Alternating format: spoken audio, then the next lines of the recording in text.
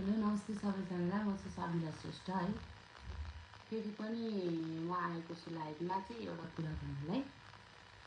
आज चाहिँ मलाई यस्तो टर्चर दियो होइन, फोन गरेर यति धेरै कुराहरू गरिरहेको थियो होइन। म चाहिँ अहिले भर्खरै हेटौँडा गएर आएको। जस्ट मुम्बईतिरै छु म एउटा क्याफेमा है। जे नगर्नु थियो त्यो गरिसकिस्, जे गरिस् त्यो ठिकै छ ल हैन। दुईजनामा एकअर्कामा तेरो र मेरो झगडा हो। तैले र मैले बसेर कम्प्रोमाइजको कुरा गर्न पर्ने खासमा हैन। तैले फेरि दर्शक उनीहरूले चाहिँ हैन, हामी पब्लिकले चाहिँ के भन्नुहुन्छ भने तैले कुटिसन त्यहाँ अहिले आएर चाहिँ तैले अनि कम्प्रोमाइज गर्नु भनेर हुन्छ भनेर पनि भन्नुहुन्छ हैन कति प्रायले। त्यस्तो चाहिँ होइन। अब जति पनि कम्प्रोमाइज सुरुमै जानु पर्यो त्यो गएन, पछि गएर चाहिँ अब त्यस्तो हातपात पनि भयो होइन। त्यसले पनि कति के गर्यो होला, मैले के गर्यो होला त्यो हामीलाई थाहा छ है। अब चाहिँ म अहिले चाहिँ म के भन्न थालेको छु नि, हिजो 8 गतेबाट चाहिँ मुद्दा हालेको रहेछ है। मुद्दा हालेर चाहिँ त्यो पनि ज्यान मार्ने कसुरमा, त्यो पनि फेरि मलाई होइन है, थर्ड पर्सनलाई हालेको रहेछ कि, जसको चाहिँ केही नाम निशाना होइन केही पनि छैन कि, केही गरेकै होइन उसले चाहिँ होइन। म दाइले चाहिँ के जसको नाम चाहिँ मसँग जोडिरहेको थियो नि, उहाँ दाइलाई चाहिँ ज्यान मार्ने कसुरमा चाहिँ मुद्दा हालेको रहेछ बहिनी भनेर मलाई फोन गरेँ कि। म त तातिरहेको थिएँ होइन, उग्र रूप लिइरहेको थिएँ मैले त। मलाई त टेन्सन थिएन, मतलब थिएन, म गर्छु जसरी भने यसले मलाई फसाउनु खोज्यो हो, म पनि यसलाई त्यसै गर्छु भनेर लागि परेको थिएँ खासमा। तर अहिले चाहिँ के कुरा आयो भने दाइहरूको चाहिँ मलाई यसरी फसाउने निम्ति गरेर चाहिँ अब ज्यान मार्ने कसुरमा मुद्दा हालेको रहेछ बहिनी। के हो खास कुरा तिमीहरूको, बसेर सल्टाउनु भयो सल्टाऊ, होइन भने त्यही अनुसारले म जानुपर्ने हुन्छ भन्नुभयो होइन। अब डडाको भनेर चाहिँ नसोच्नु है, कति बस गरेछ यो ढोका त छ, डडाको भनेर चाहिँ नसोच्नु होइन। अब कसैको इज्जतको सवाल छ होइन। मेरो त घर व्यवहार बिगार्दिस् होइन, उहाँ दाइको इज्जत पनि तैँले गुमाइदिइसकिस् है, एकदम नराम्रोसँग बेइज्जत गरिसकिस्। अब योभन्दा धेरै चाहेको भनेको तैँले के जेल लगेर खोज्ने, त्यो पनि गर ल, ठिक छ होइन। मुद्दा हालिसकिस् तैँले, ज्यान मार्ने कसुरमा मुद्दा हिजो 8 गतेबाट हालिसक्या रहेछ है। अहिले भर्खर थाहा भएको मैले चाहिँ।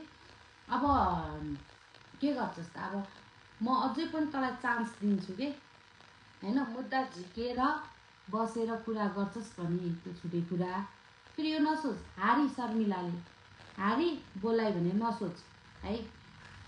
अब त होइन कानुनी बाटोमै जान्छस् भने, इज्जत बेइज्जतको कुरामा जान्छस् भने ठिक छ। फेरि एउटा कुरा के कुरा गर्नु नि, तपाईँको आजभन्दा 3 वर्ष 2.5 वर्ष अगाडि ऋषि धमला काजुसँग चलेको चर्का चर्कीको काण्डको विषयमा त हजुरहरू सबैलाई थाहा नै छ होइन।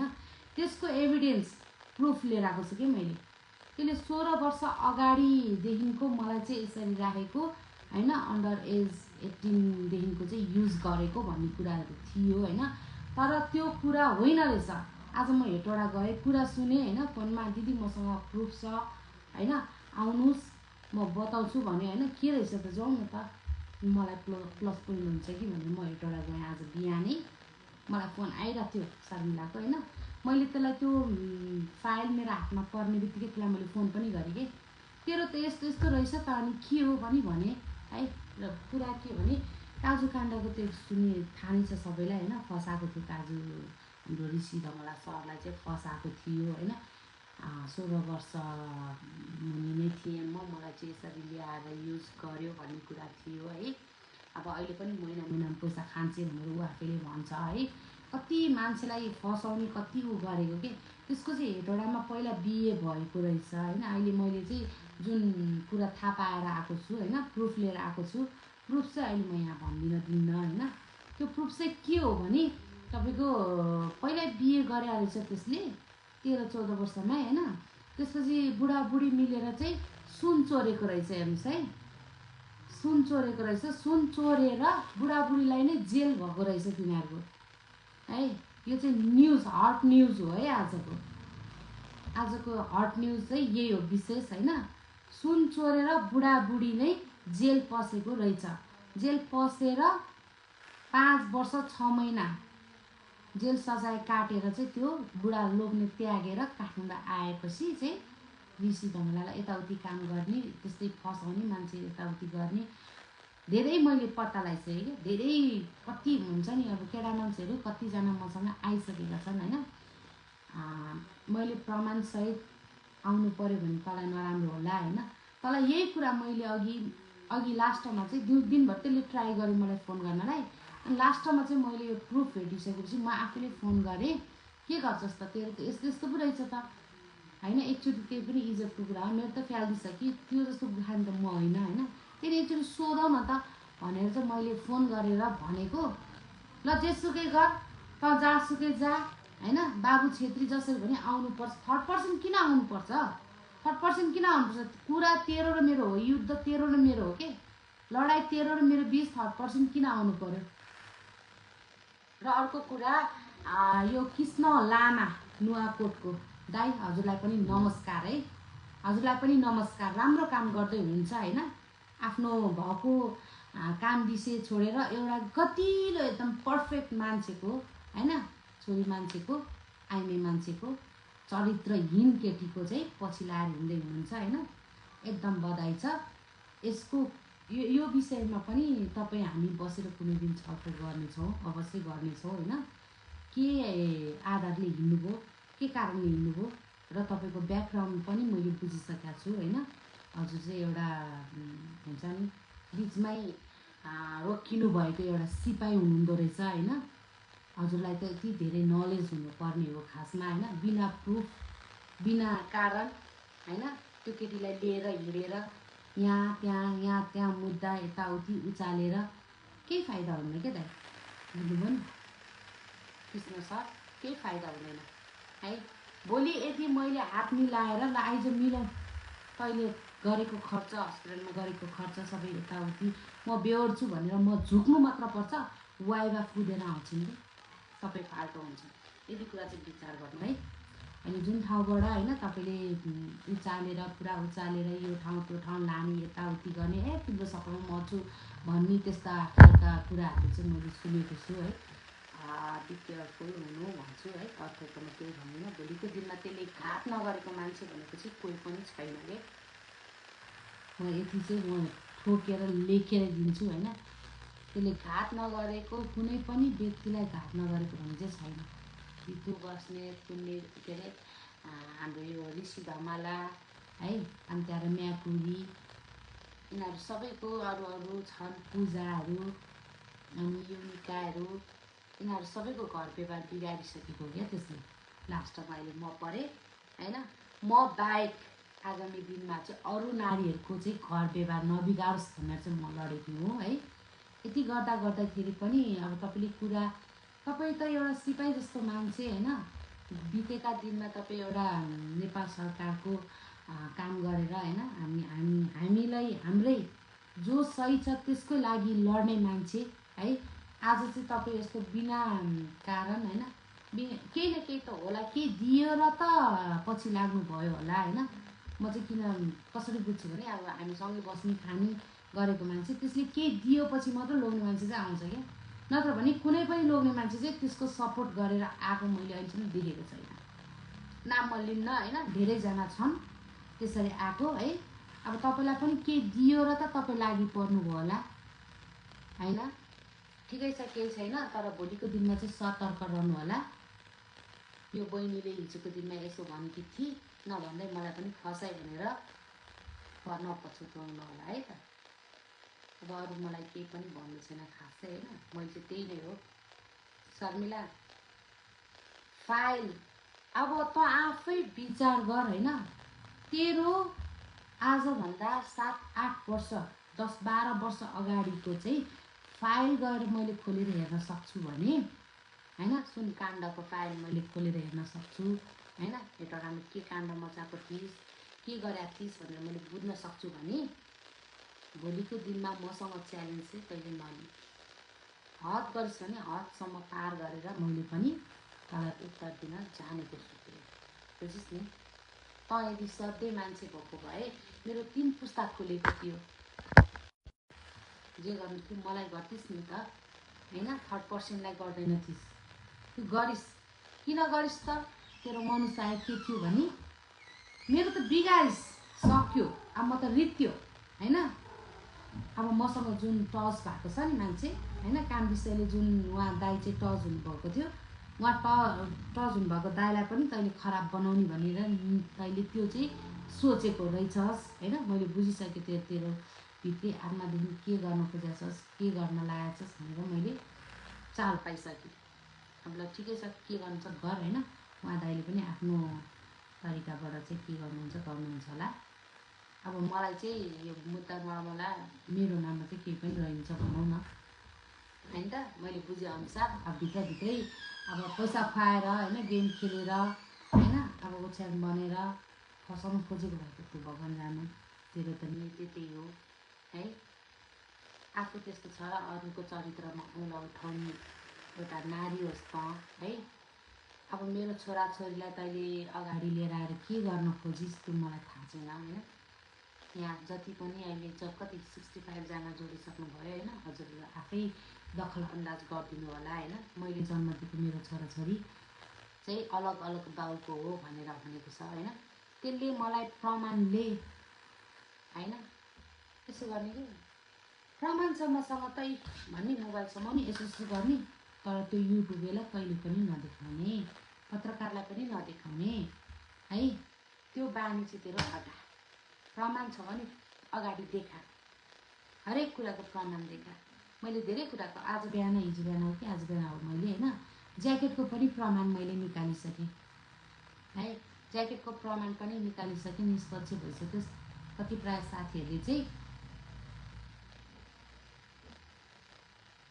झगडा हुँदाखेरि हैन लगाएको ज्याकेट त रकदम्मै छ त्यही दिन बेलुका साँझ शर्मिला श्रेष्ठ चाहिँ आएर लाइभ बसेको छ रकदम्मै ज्याकेट र त्यो ज्याकेट कसरी म्याच भयो भन्ने कुरा पनि साथीहरूले गर्नुभएको छ हैन त्यसको लागि धन्यवाद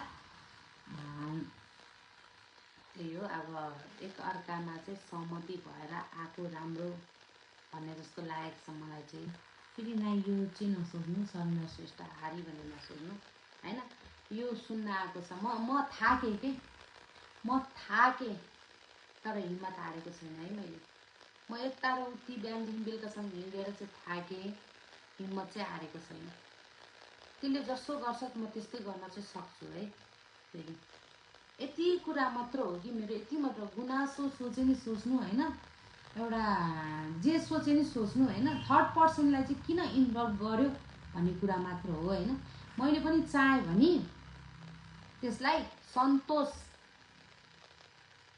सौरा के अरे चिकनको सन्तोष भन्नेलाई चाहिँ नाम लिएर हैन उसको फ्यामिलीलाई तानेर थर्ड पर्सन हो नि त ऊ पनि हैन उसलाई पनि मैले जोइन गरिदिन सक्छु यति कुरा चाहिँ याद गर्नु होला मेन पोइन्ट भनेको चाहिँ आजको चाहिँ त्यही नै हो है बेसी बोल्न चाहिन मैले धेरै बोल्न चाहिन त्यही हो आजभन्दा 7-8 वर्ष अगाडि चाहिँ बिहे गरेर लोग्ने स्वास्नीले कसको भनेर चाहिँ म नाम खुलाउँदिनँ सुन चोरेर 5 वर्ष 6 महिना कैद सजाय त्यो उसमा के अरे वीरगन्जमा चाहिँ सजाय भोगेर आकी रहेछ हैन आएर अझ ऋषि धमलालाई मलाई 15 वर्षदेखिको युज गर्यो भनेर पनि ब्लेम लगाएको छ नि त ऋषि धमला सरले चाहिँ आफ्नो इज्जत बचाउँ पैसा भन्दा पनि जति भनेको छ त्यति फ्याल्दिउँ भन्ने सोचले चुप लागेर हिजोको दिनमा ऋषि धमला सरले हैन आवाज उठाउनु भएको भए सायद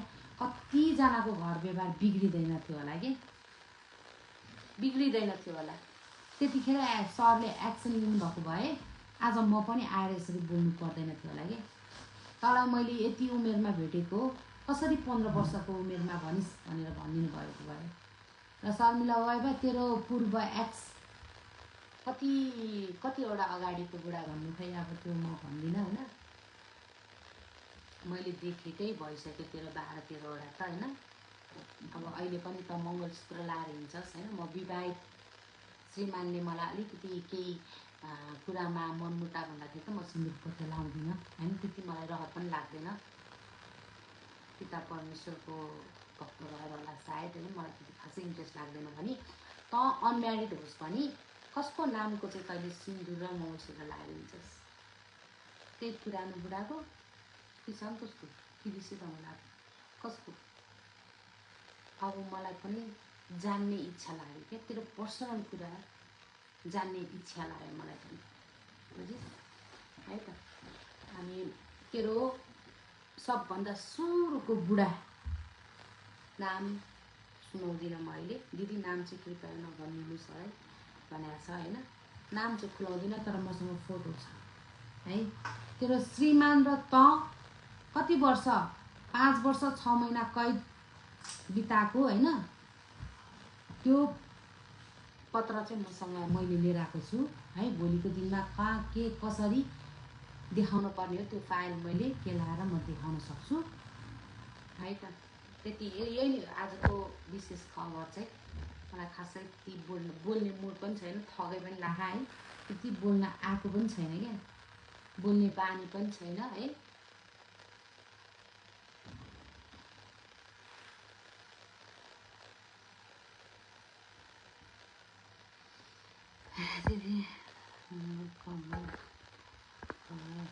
होइन छोडिदिनुहोस्, नराम्रो कमेन्ट गरे नि गरोस्। अब जिन्दगी त यतिकै लाथालिथिङ्गो भइसक्यो होइन। 2-4 जना भाइ बहिनीले चाहिँ मलाई आएर नराम्रो भन्दैमा म चित्त दुखाउँदिनँ है।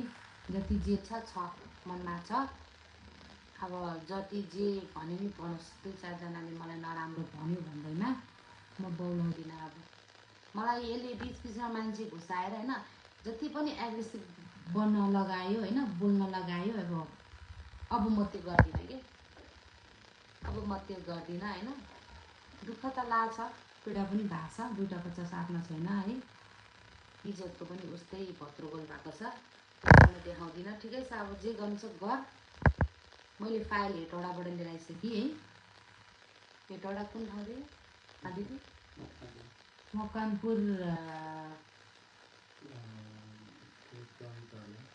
मकानपुर प्रहरी कार्यालयबाट चाहिँ त्यो लिएर आइसकेको छु। ज्वरो आइरहेको छ मलाई, ज्वरो पो आउँछ। अनि ल ठिकै छ, अब थकेला होइन, यति भन्नुलाई मात्रै म यहाँ छिरेको त्यसमा। बुने आराम रहनु स्वास्थ्यमाथि। हजुर हस् दाइ, हस् दिदीले माइलो, हस् दाइ हस्, म ठिक छु भनौँ न। अब यस्तै हो, इज्जत त मैले गुमाइसकेँ होइन। परिवार मैले मेरो आफ्नो मुठीमा राख्न सकिनँ। भोलिको दिनमा सायद मैले कन्भिन्स गराएर मैले फेरि पनि मेरो परिवार जोड्न पनि सक्छु। म यो जति पनि यसले मलाई ब्लेमहरू लगाइरहेको छ, योसँग त्योसँग यो त्यो भनेर लगाइरहेको छ नि, त्यो सबै मैले चाहिँ क्लियर गराउन पाएँ। र मैले चाहिँ जिल्ला अदालतबाट पनि होइन, पुलिस प्रशासनबाट पनि मैले चाहिँ सफाइ पाएँ भने सायद मेरो श्रीमानले भोलिको दिनमा आएर फेरि मलाई लान सक्नुहुन्छ होला है। यो चाहिँ आश पनि गरेको छु। अहिलेलाई चाहिँ गुड लक, थ्याङ्क यू। खानापिना भयो बहिनी तिम्रो? हजुर छैन, भर्खर म आएको, थकै लागेको छ। लभ यु टु है त। लभ यु टुको भाषा फेरि यहाँ अर्कै हुन्छ होइन। सायद म चाहिँ अब सिम्पल माया गर्छु भने जस्तो लाग्छ, म त्यही भएर लभ यु टु भनिदिएँ। भोलि फेरि यसलाई नै उग्र रूप चाहिँ नलिएर आइदिनु होला। के भयो मोबाइल अफ छ त? मोबाइल यस्तो, म लङ टुर गएको थिएँ, हेटौडा गएको थिएँ, आउँदा जाँदाखेरि जङ्गल बिचमा हुँदाखेरि अब लाग्ने नलाग्ने त्यस्तै हुन्छ। अब फेरि थकै लागेको छ, सुत्छु, अफ गर्छु। भोलि बिहान फेरि अन गरेर चाहिँ के हो कसो हो म हजुरहरूलाई भन्छु। यो कुरा चाहिँ होइन, शर्मिलाको अहिले जति मैले कुरा लिएर आएको छु, अलिकति राम्ररी बोल्न आएन होला सायद मलाई होइन, बोलिन पनि होला। भोलि फेरि म तपाईँहरूलाई फाइल सहित देखाउनेछु है त। हस्, राजावादी सबैलाई कुट्नु भएको हेर्छु, हजुरलाई सपोर्ट छ। हस् धन्यवाद सबैजनालाई है। सबैजना मलाई जति पनि सपोर्ट गरिदिनु भएको छ, राम्रो काम त मैले नि गरेको भन्दिनँ म होइन। एउटा नारी भएर अर्को नारीलाई हातपात गर्नु त त्यो खासै राम्रो होइन। त्यही पनि म यतिसम्मको बाध्य भएँ कि होइन, मेरो इज्जत होइन, मेरो परिवार सबै लाथालिथिङ्ग भएको भएर चाहिँ म बाध्य भएर मैले त्यसलाई हात उठाउनु परेको है त। हस् धन्यवाद, हस् हुन्छ, ठिक छ, हुन्छ म भनौँला है त। हस् थ्याङ्क यू। जति सक्दो सेयर गरिदिनु होला यो लाइभ है। नराम्रो कमेन्ट आउनेहरूलाई पनि सबैजनाले रिप्लाई दिएर चाहिँ भगाइदिनु के गर्ने गरिदिनु होला। धन्यवाद है।